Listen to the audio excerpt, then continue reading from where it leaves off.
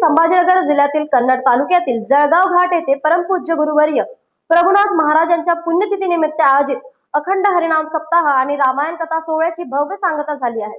हजारो भाविकांनी मोठ्या श्रद्धेने उपस्थित राहून कार्यक्रमाचा लाभ घेतला आहे। भगवंताच्या असीम कृपेने आणि संतांच्या आशीर्वादाने जळगाव घाट येथे गेल्या 48 वर्षापासून गणेशोत्सवानिमित्त अखंड हरिनाम सप्ताह आणि श्रीमद रामायण कथा ज्ञानयज्ञ सोहळा सातत्याने होत आहे। यावर्षी 24 ते 31 ऑगस्ट दरम्यान आयोजित या सोहळ्याची सांगता उद्धव महाराज मंडलिक नेवासा यांच्या कीर्तनाने झाली। हजारो भक्तांनी कल्याचे कीर्तन ऐकून आध्यात्मिक लाभ घेतला। यावेळी माहेरी आलेल्या अनेक विवाहित महिलांनी या सोहळ्यात भाग घेतला। एक प्रकारे छोटीशी दिवाळी साजरी केली। भव्य धर्म मंडपात झालेल्या कार्यक्रमाला नामांकित संत महंत उपस्थित होते। न्यूज एक्सप्रेस साठी छत्रपती संभाजीनगर वरून डॉक्टर निलेश पवार यांची बातमी। महंत उद्धव महाराज मंडलिक यांची कीर्तन सेवा पार पडली। या सप्ताहाच्या 8 दिवसाच्या भक्तिमय वातावरणात सर्व ग्रामस्थ तरुण वर्गामध्ये मोठा दरवर्षीप्रमाणे याही वर्षी मोठा उत्साह होता। विशेषतः तरुण वर्गामध्ये जास्त प्रमाणात उत्साह दिसून आला। यापुढेही असाच उत्साह ग्रामस्थ तरुण वर्गात राहील व आजच्या दिवशी जी तरुण वर्गाने मेहनत घेतली सप्ताहाच्या काळात 8 दिवस त्याबद्दल सर्व ग्रामस्थ तरुण वर्ग महिला वर्ग विशेषतः सर्वच गावातील गावकरी मंडळी यांचे सर्वांचे आभार व यापुढे चालू राहणारा अखंड हरिनाम सप्ताह दरवर्षीप्रमाणे पुढच्या वर्षी मोठ्या उत्साहात प्रारंभ होईल अशी अपेक्षा व्यक्त करतो व प्रभुनाथ महाराजांच्या चरणी नतमस्तक होतो। वाघाडी नदीच्या काठी वसलेलं आमचं जळगाव घाट हे तीर्थक्षेत्र ह्या नावाने अख्ख्या कन्नड तालुक्यातच नव्हे तर संपूर्ण महाराष्ट्रात ओळखलं जातं। याचं कारण परमपूज्य श्री वैकुंठवासी म्हणण्यापेक्षा मी तर संजीवन समाधी म्हणेन, कारण की संजीवन समाधी प्रभुनाथ महाराजांच्या आमच्या गावामध्ये आहे आणि आमच्या गावामध्ये प्रभुनाथ महाराजांमध्ये एवढी श्रद्धा आणि एवढी भक्ती भाविकांची आतापर्यंत 48 वर्ष झाली आमच्या गावामध्ये सप्ताह अविरत चालू आहे। या अविरत सप्ताहाच्या कालावधीमध्ये श्रमदान अन्नदान लेने को हरिनाम देने को अन्नदान या उक्तीप्रमाणे प्रत्येक गरीब श्रीमंत लहान थोर जात पात काही न बघता आमच्या गावामध्ये अविरत सेवा चालू असते सर्वांची आणि त्याच निमित्ताने गणेश उत्सव पण चांगल्या पद्धतीने साजरा होतो। 7 दिवस आमच्या गावामध्ये पावसाची वरुण राजाची हजेरी तर 100% असते, पण वरुण राजाच्या हजेरीमध्ये सुद्धा आमच्या गावामध्ये कीर्तन 1 से बढ़कर 1 होतात आणि सर्व महिला पावसाच्या थेंबामध्ये भिजून अविरत आनंद घेत असतात। भजनाचा म्हणू द्या, ज्ञानेश्वरीचा, भजनाचा, कीर्तनाचा आमच्या गावामध्ये भागवताचार्य, रामायणाचार्य, ज्योतिषशास्त्रात तज्ञ असलेले वक्ते आमच्या गावामध्ये बोलवलेले असतात, पण त्यातून एवढं सुंदर ते कीर्तन करतात आणि आम्ही श्रवण करताना कसा वेळ निघून जातो हे कळत सुद्धा नाही आम्हाला। आणि आतापर्यंत आमच्या गावामध्ये भरपूर कार्यक्रम झालेले आहेत, पण हा सप्ताह असतो आमचा 7 दिवसांचा हा कधी खंड न पडावा असं आम्हाला वाटतो। सप्ताह झाला की दुसऱ्या दिवशी आम्हाला असं वाटतं काहीतरी आमचं हरवलेलं आहे, कारण की 7 दिवस आम्ही महिला भगिनी लहान थोर मंडळी खूप आनंद घेत असतो। हरिपाठाचा, काकड आरतीचा, नंतर कीर्तनाचा, प्रवचनाचा, रामायणाचा। हरिभक्त परायण महाराज आमच्या गावाला खूप चांगल्या पद्धतीने लाभलेले आहेत आणि मृदुंगाचार्य गायक हे तर देणच आहे आमच्या गावाला प्रभुनाथ महाराजांच्या आशीर्वादाने प्रत्येक महिला स्वतः श्रमदान करते। आमच्या गावामध्ये वरण चपाती खूप फेमस आहे।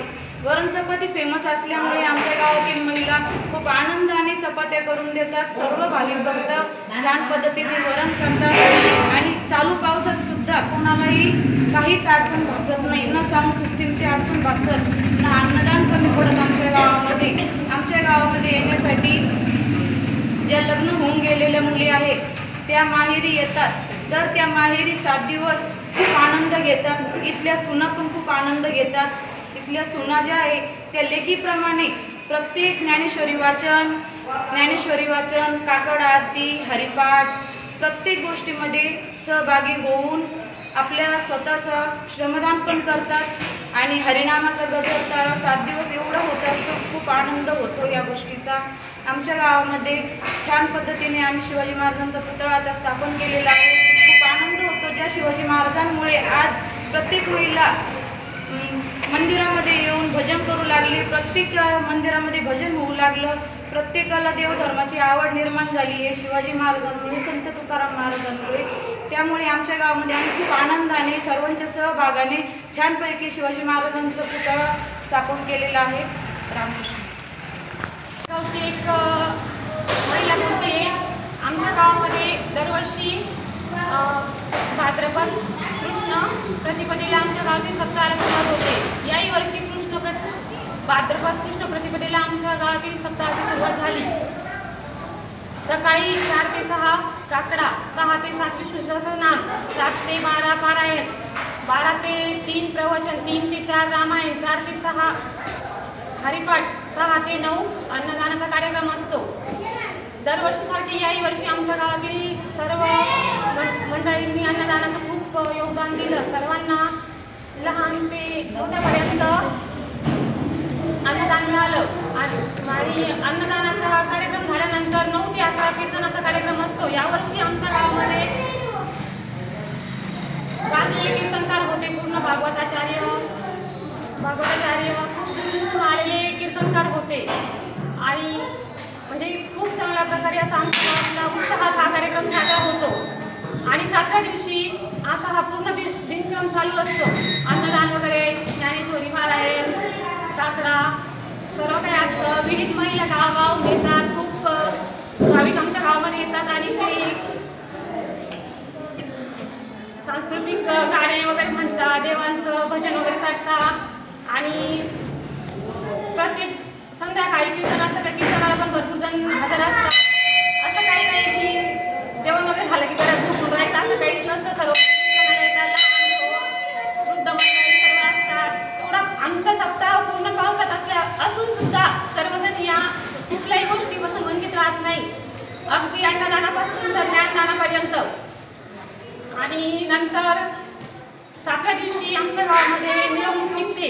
वाद्यावरती संगीत वाद्यावरती मिरवणूक निघते. त्यामध्ये लहान थोर वृद्ध. यावर्षी तर असं झालं की वरून पाऊस चालू असताना सुद्धा सर्व महिलांनी पावसामध्ये खूप आनंद घेतला. फुगड्या खेळल्या, गवळण भजन सर्व काही म्हटल्या.